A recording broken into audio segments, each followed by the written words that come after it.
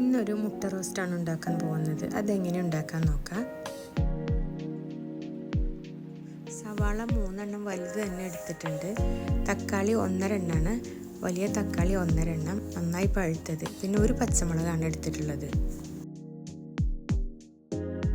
ഇനി ഒരു പാൻ ചൂടായി വരുമ്പോൾ 2 ടേബിൾ സ്പൂൺ വെളിച്ചെണ്ണ ഒഴിച്ച് കൊടുക്കാം. പിന്നെ അതിലേക്ക് ഒരു വലിയ കഷ്ണം ഇഞ്ചി, ഒരു മീഡിയം കഷ്ണം ഇഞ്ചി, വെളുത്തുള്ളി 4 അല്ലി, 1/2 ടീസ്പൂൺ കുരുമുളക്, 1/4 ടീസ്പൂൺ പെരുംജീരകം, ഇതൊന്ന് ചതച്ചത് നമുക്കിതിലേക്ക് ഇട്ട് കൊടുക്കാം. സവാള നന്നായി വഴന്ന് വരണം.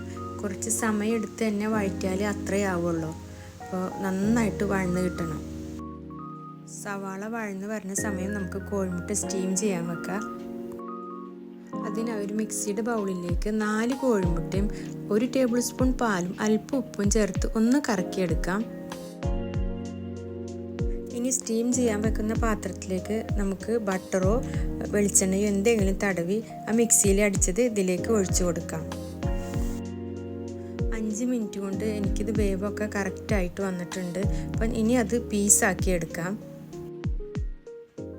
സവാള നന്നായി വഴന്ന് വന്നിട്ടുണ്ട്. ഇനി അതിലേക്ക് തക്കാളി പച്ചമുളക് ഇട്ട് കൊടുക്കാം. ഇത് നന്നായി വഴഞ്ഞതിന് ശേഷം 1/4 ടീസ്പൂൺ മഞ്ഞൾപ്പൊടി, 1/2 ടീസ്പൂൺ എരിവുള്ള മുളക് പൊടി, 1 ടീസ്പൂൺ കാശ്മീരി മുളക് പൊടി, 2 ടീസ്പൂൺ മല്ലിപ്പൊടി, 1/2 ടീസ്പൂൺ ഗരം മസാലപ്പൊടി ചേർത്ത് നന്നായി വഴറ്റി കൊടുക്കാം.